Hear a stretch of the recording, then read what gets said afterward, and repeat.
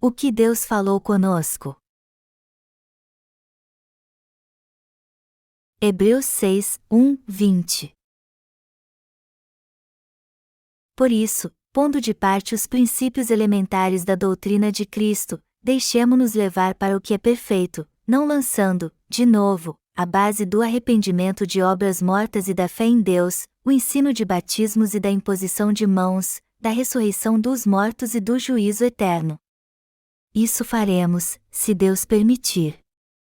É impossível, pois, que aqueles que uma vez foram iluminados, e provaram o dom celestial, e se tornaram participantes do Espírito Santo, e provaram a boa palavra de Deus e os poderes do mundo vindouro, e caíram, sim, é impossível outra vez renová-los para arrependimento, visto que, de novo, estão crucificando para si mesmos o Filho de Deus e expondo-o à ignomínia.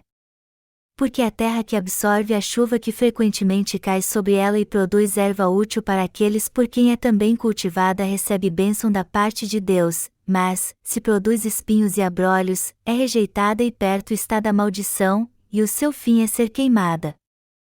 Quanto a vós outros, todavia, ó amados, estamos persuadidos das coisas que são melhores e pertencentes à salvação, ainda que falamos desta maneira. Porque Deus não é injusto para ficar esquecido do vosso trabalho e do amor que evidenciastes para com o seu nome, pois servistes e ainda servis aos santos. Desejamos, porém, continue cada um de vós mostrando, até ao fim, a mesma diligência para a plena certeza da esperança, para que não vos torneis indolentes, mas imitadores daqueles que, pela fé e pela longanimidade, herdam as promessas. Pois, quando Deus fez a promessa a Abraão, visto que não tinha ninguém superior por quem jurar, jurou por si mesmo, dizendo: certamente, te abençoarei e te multiplicarei. E assim, depois de esperar com paciência, obteve Abraão a promessa. Pois os homens juram pelo que lhes é superior, e o juramento, servindo de garantia, para eles, é o fim de toda contenda. Por isso, Deus, quando quis mostrar mais firmemente aos herdeiros da promessa a imutabilidade do seu propósito, se interpôs com juramento, para que, mediante duas coisas imutáveis, nas quais é impossível que Deus minta, forte alento tenhamos nós que já corremos para o refúgio, a fim de lançar mão da esperança proposta, a qual temos por âncora da alma, segura e firme e que penetra além do véu, onde Jesus, como precursor, entrou por nós, tendo se tornado sumo sacerdote para sempre, segundo a ordem de Melquisedeque. Por que devemos fortalecer o fundamento da nossa fé? Podemos descobrir a resposta para essa pergunta no texto bíblico deste capítulo, tirado de Hebreus 6, 20. Os versículos de 1 a 8 do texto acima nos ensinam que conforme levarmos nossa vida de fé, todos nós devemos ter o perfeito fundamento da fé com relação ao batismo, a ressurreição dos mortos e o juízo eterno, independente se nossa fé é nova ou madura. Melhor dizendo, todos nós que cremos em Jesus como nosso Salvador devemos ter um firme fundamento da fé. Quem é Jesus Cristo? Ele é o nosso Salvador e o mesmo Deus que criou o universo. É fundamental termos pelo menos o básico conhecimento do Evangelho da água e do Espírito para vivermos pela fé. Mas se, por outro lado, crermos em Jesus sem o devido entendimento deste Evangelho verdadeiro, então nos meteremos em problemas e, consequentemente, seremos destruídos. Mesmo se crêssemos em Jesus Cristo há uma década, sem o conhecimento do Evangelho da água e do Espírito, nossa fé no final se arruinaria. Quem é Jesus Cristo? Ele é o Filho unigênito de Deus e o nosso Salvador. Ele é o mesmo Deus que criou o universo e a nós, e nos salvou de todos os nossos pecados. Por isso que dizemos que Jesus Cristo é o nosso Salvador e Pastor. Ele é o seu Salvador e seu Pastor também. Esse reconhecimento é muito importante. Como Jesus nos salvou quando veio a essa terra?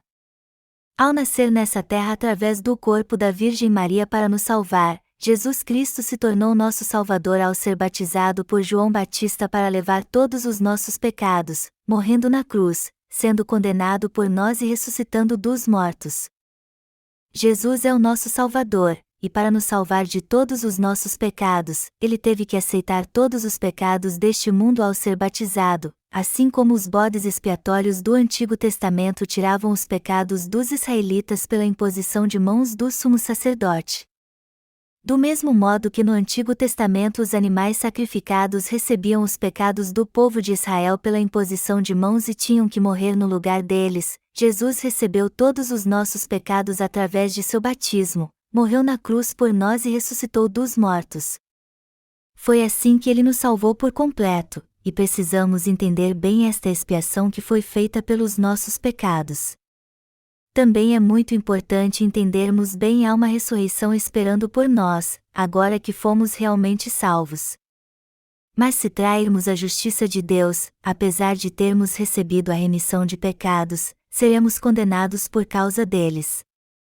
Por isso que o fundamento da nossa fé deve ser posto sobre o Evangelho da água e do Espírito.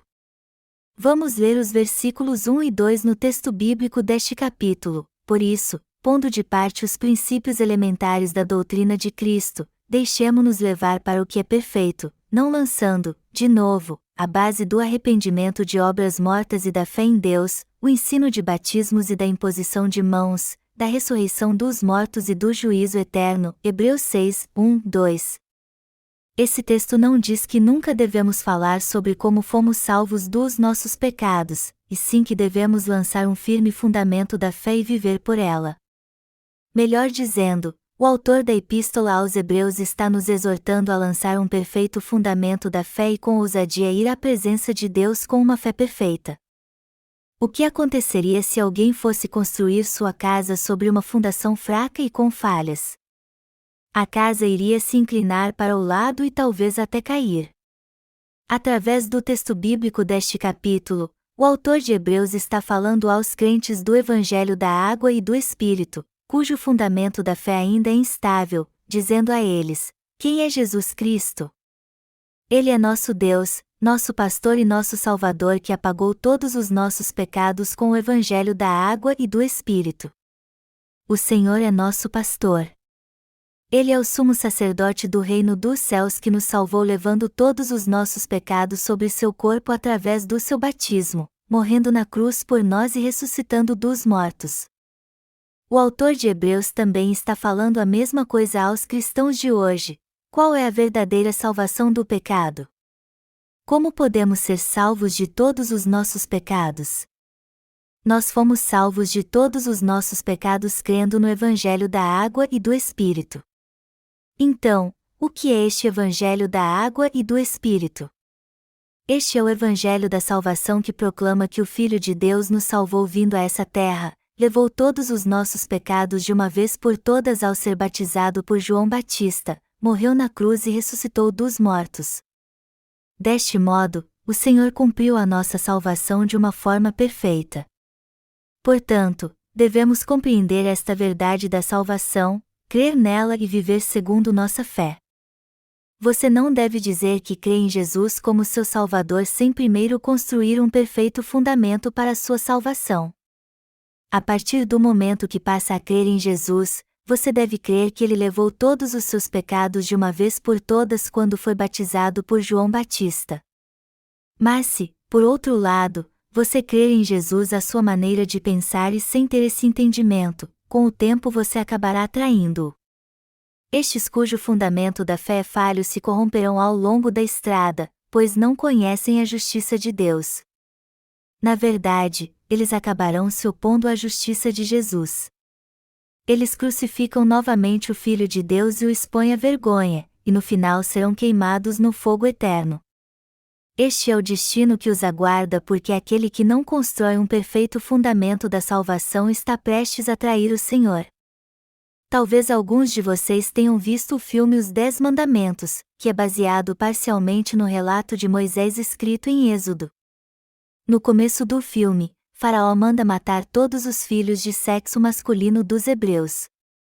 Esse decreto foi assinado porque Faraó tinha medo que houvesse muitos hebreus e que eles se aliassem aos inimigos e atacassem o Egito de dentro para fora. Moisés nasceu em um tempo perigoso, mas para salvar sua vida, seus pais o colocaram em um cesto e o puseram no rio.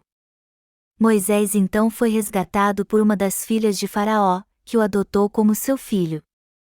Pela providência de Deus, Moisés cresceu no palácio egípcio, mas acabou descobrindo que era hebreu. E quando viu um de seus irmãos sendo açoitado por um egípcio, ele o matou para salvá-lo. Faraó chamou Moisés e disse-lhe: Não importa o que você fez, eu o perdoarei se você me prometer que nunca vai incitar os hebreus a atacar o Egito.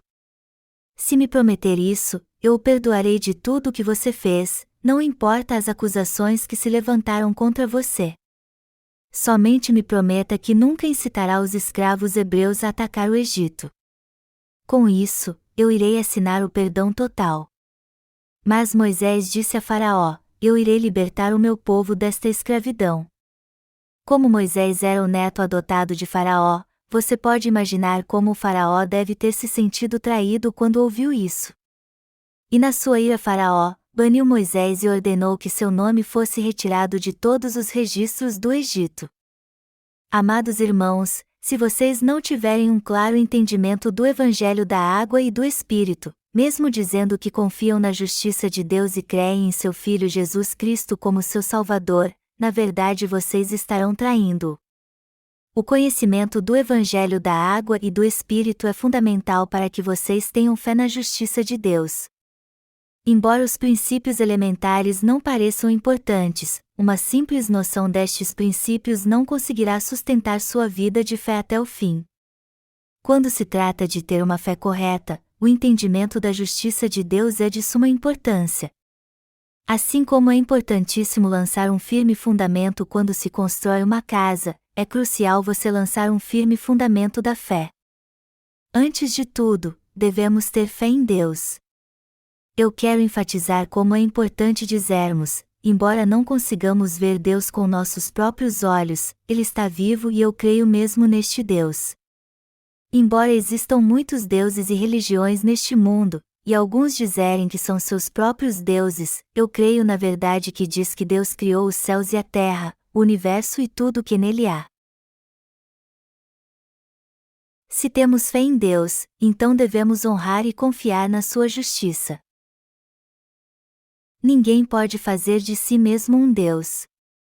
Não fomos nós que criamos Deus, mas Ele que nos criou. Além disso, para nos salvar de todos os nossos pecados, da morte eterna e da destruição, o próprio Deus nasceu nessa terra em forma de homem com o nome de Jesus, aceitou todos os nossos pecados ao ser batizado por João Batista, morreu na cruz por nós enquanto levava todos estes pecados, ressuscitou dos mortos e assim nos salvou a todos. Esta é a verdade da salvação que todos nós devemos entender por completo e crer.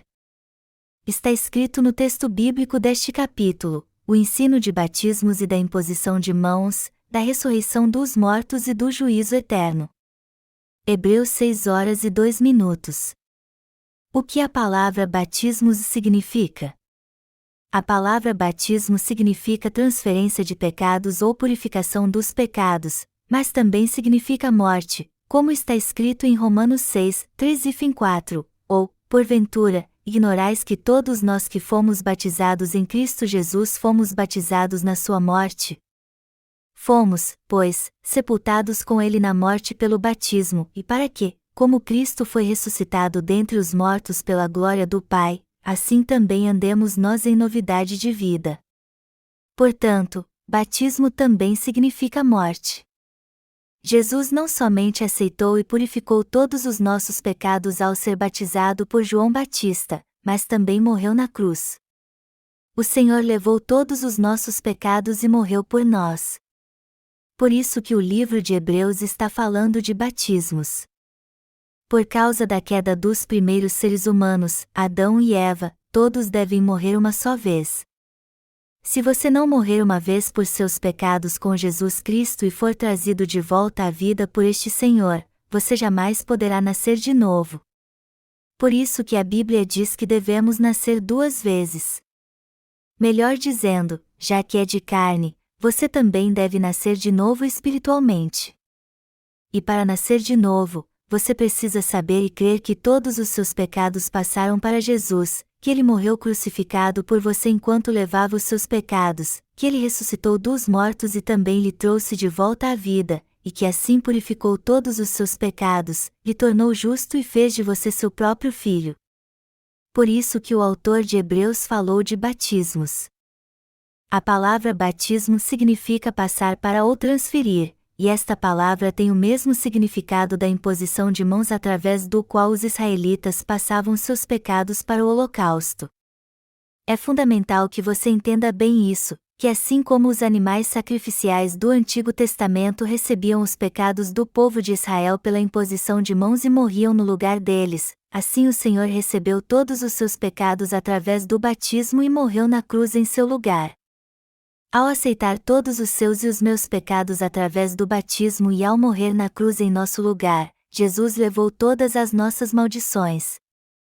Mas ainda falta a ressurreição dos mortos, ou seja, todos serão trazidos de volta à vida novamente. No entanto, quando todos forem ressuscitados, haverá aqueles que serão ressuscitados para ser condenados por seus pecados, enquanto outros serão ressuscitados para receber a vida eterna e desfrutar do esplendor e glória celestiais.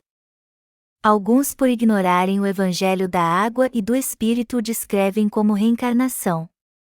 Isso é o que os budistas dizem, alegando que os que levam uma vida virtuosa reencarnam como seres superiores, enquanto que os que praticam o mal reencarnam como seres miseráveis. Então, de certa forma, até os budistas sabem que todos de alguma maneira serão trazidos de volta à vida. O problema, contudo, é que eles se equivocam nisso porque sua compreensão é parcial e errada. Mesmo os que não creem na justiça de Deus serão trazidos de volta à vida para ser sentenciados à morte eterna no dia do último julgamento. Deus ressuscitará todos eles, mas apenas para mandá-los para o fogo do inferno.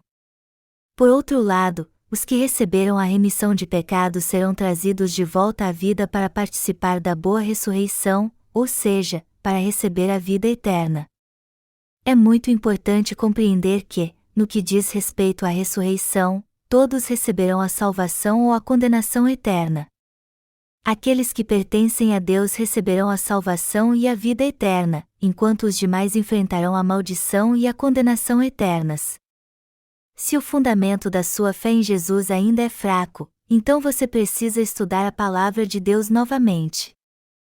Você está levando uma vida de fé correta a fim de aperfeiçoá-la, construindo um fundamento firme da salvação, colocando toda a sua confiança em Deus, nos batismos, na imposição de mãos, na ressurreição dos mortos e no juízo eterno? Você crê na justiça de Deus e a fundação da sua fé está bem estruturada? Se você lançou uma perfeita fundação da fé e agora está levando uma vida de fé com a compreensão da justiça de Deus, então sua fé é digna de ser imitada. É triste que ainda muitos cristãos não tenham alcançado esse estágio. Os cristãos de hoje também têm muito a aprender. Ainda há muito que eles precisam aprender sobre o Evangelho da água e do Espírito de Deus em sua palavra. A maioria dos pastores só ensina sua igreja a viver virtuosamente e fazer boas obras, mas não é isso que a igreja de Deus deve ensinar. Esses ensinamentos éticos são ensinados por praticamente todas as religiões, desde o budismo ao confucionismo até as religiões animistas. As escolas seculares também ensinam os alunos a levar uma vida moralmente correta. Mas não é por isso que muitos vêm à Igreja de Deus. Elas vêm à Igreja de Deus para ser purificados de todos os seus pecados, receber a vida eterna crendo na justiça de Jesus, e se tornar filhos redimidos de Deus. É muito importante saber realmente por que você vem à Igreja de Deus.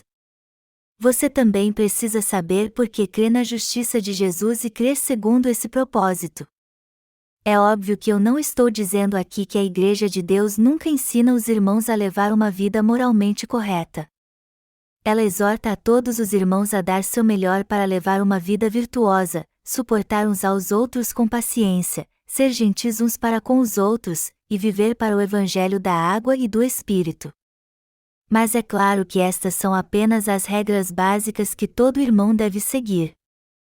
Além destes princípios básicos, Todos nós que recebemos a remissão de pecados devemos continuar o processo de crescimento espiritual, e conforme estivermos neste processo, devemos chegar mais perto de Deus com o firme fundamento da salvação que já foi lançado pela fé, nos lembrando do que o autor de Hebreus nos adverte no texto bíblico deste capítulo. Por isso, pondo de parte os princípios elementares da doutrina de Cristo, deixemo-nos levar para o que é perfeito, não lançando, de novo, a base do arrependimento de obras mortas e da fé em Deus, o ensino de batismos e da imposição de mãos, da ressurreição dos mortos e do juízo eterno. Hebreus 6, 1, 2.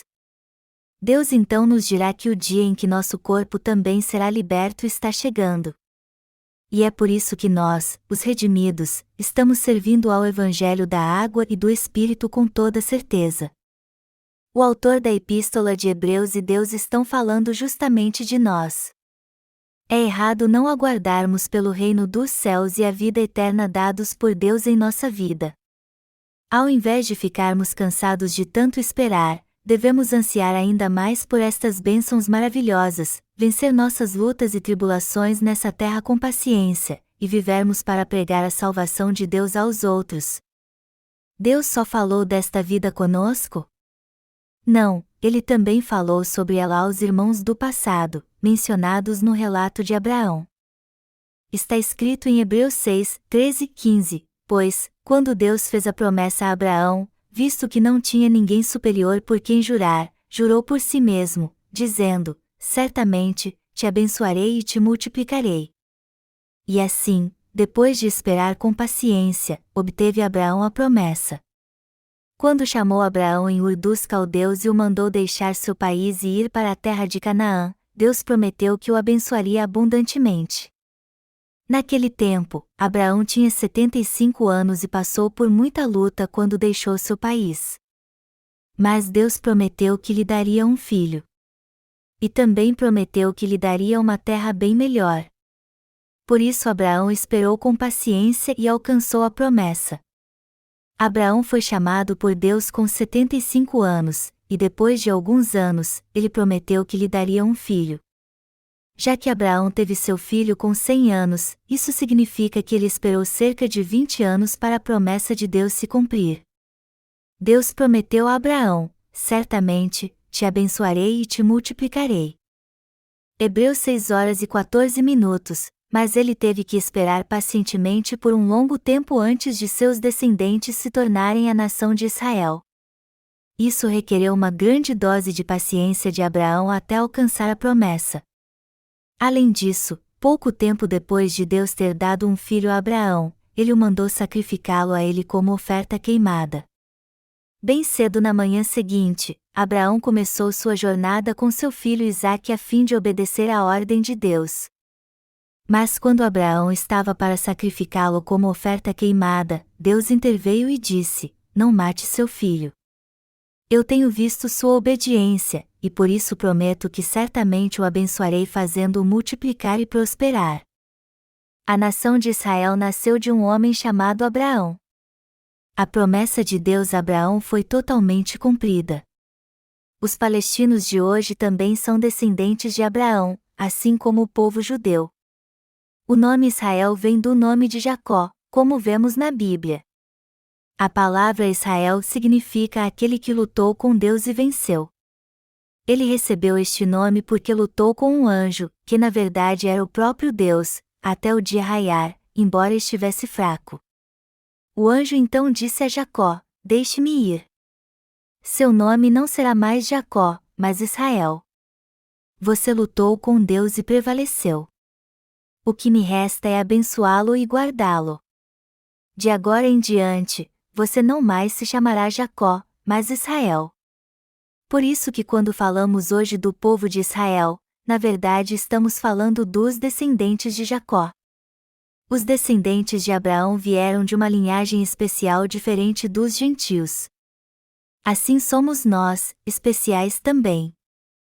Está escrito em Hebreus 6, 11 e 12. Desejamos, porém, continue cada um de vós mostrando, até ao fim, a mesma diligência para a plena certeza da esperança, para que não vos torneis indolentes, mas imitadores daqueles que, pela fé e pela longanimidade, herdam as promessas.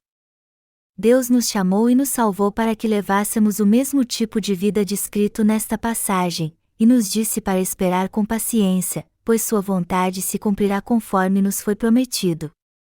Quando as pessoas fazem uma promessa, elas juram por algo maior que elas mesmas. Por outro lado, Deus jurou por seu próprio nome, porque não há ninguém maior que ele, e disse a Abraão: certamente, te abençoarei e te multiplicarei. Hebreus 6:14, pois Deus não pode mentir e nem deixar de cumprir todas as suas promessas.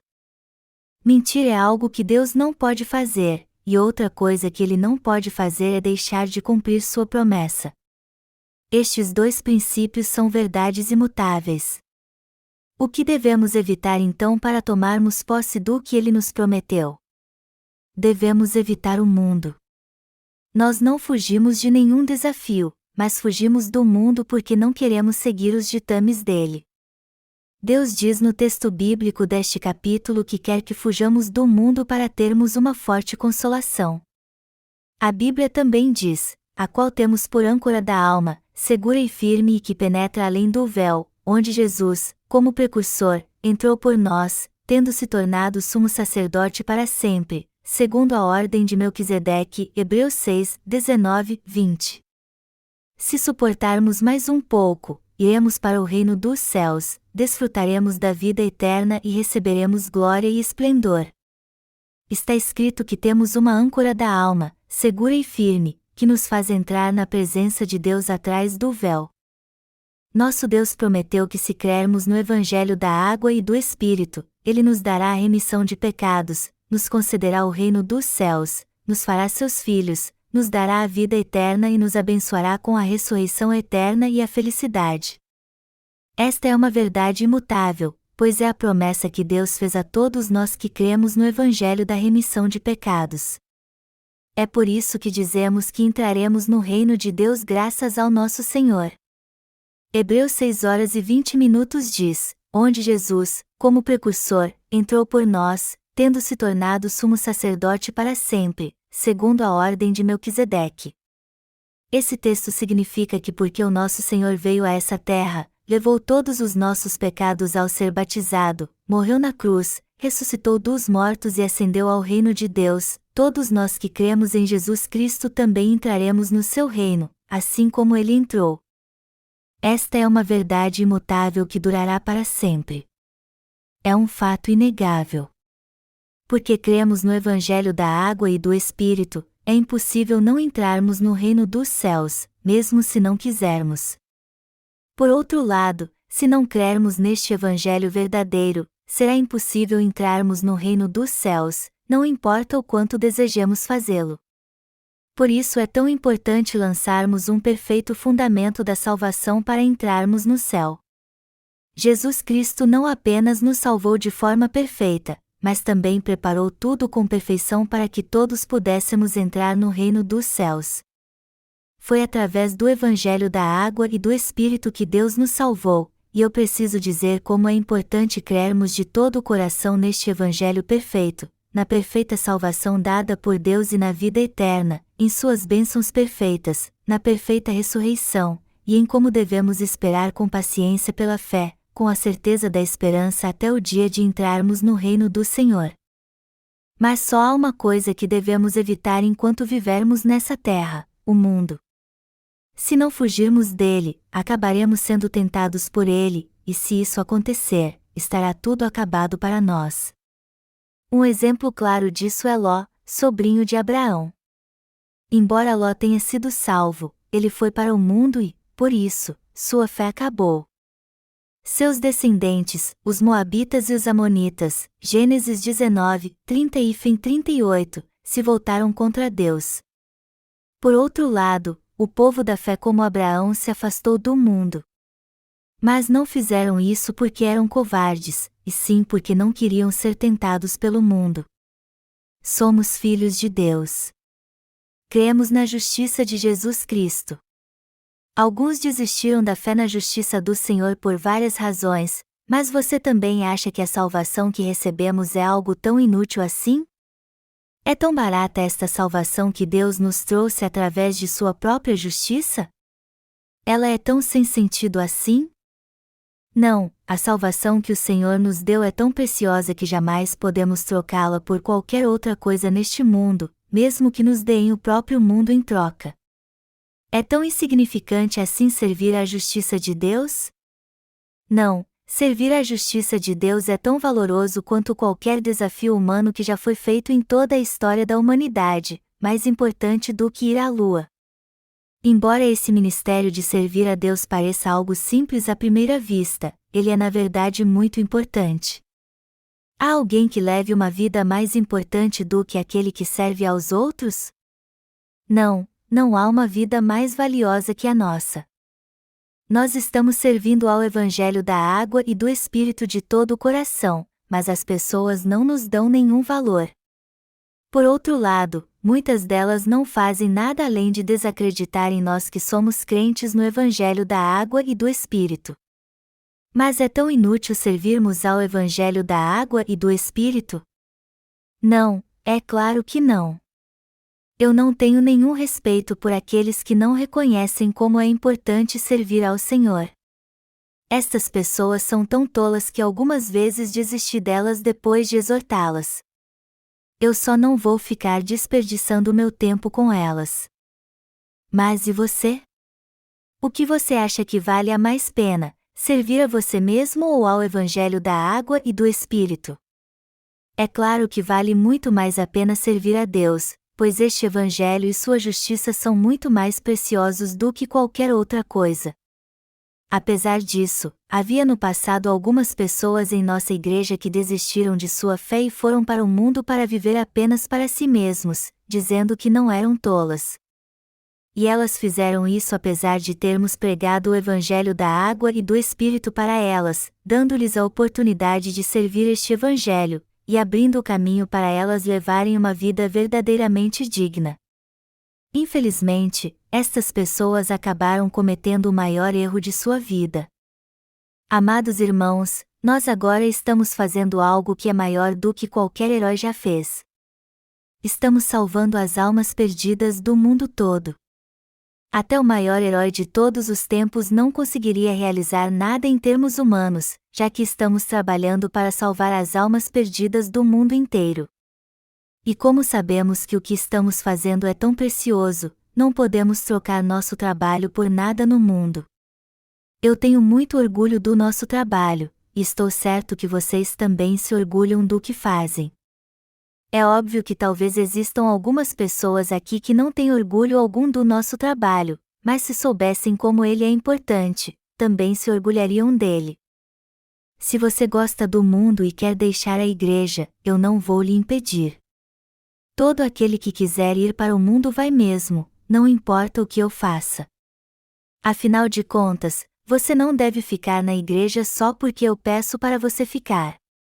Por outro lado, tentar impedi-lo de deixar a igreja só fará com que você queira ir para o mundo ainda mais.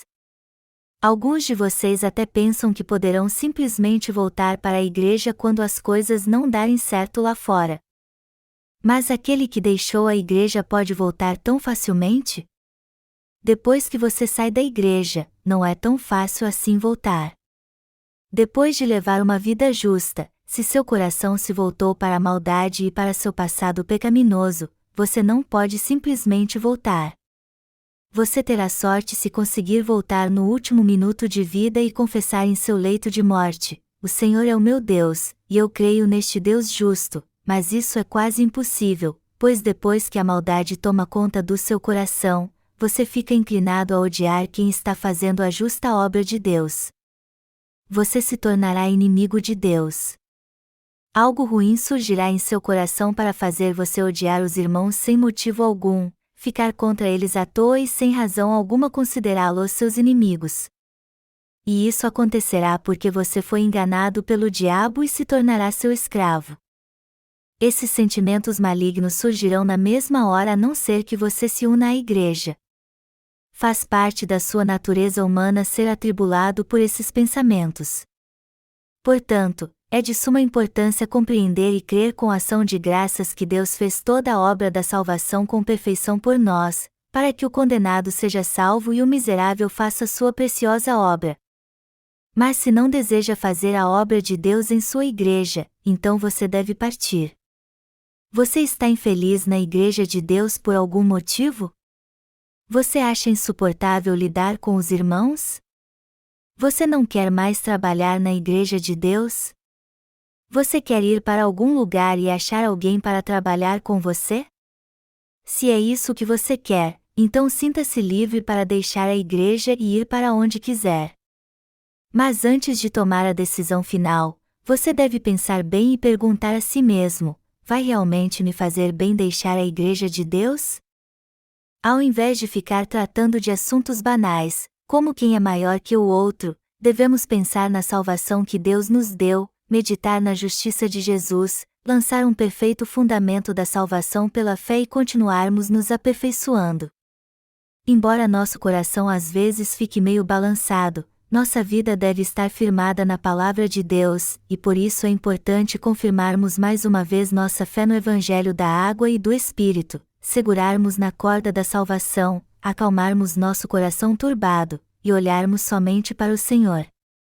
Ele então renovará nossas forças. Dia após dia nosso Senhor renovará nossas forças quando estivermos fracos, Ele nos dará sabedoria quando precisarmos dela, nos dará poder quando estivermos sem nenhum, e nos abençoará quando faltar suas bênçãos em nossa vida. Nosso Senhor está nos guiando como nosso pastor. Eu sou grato a Deus. Aleluia!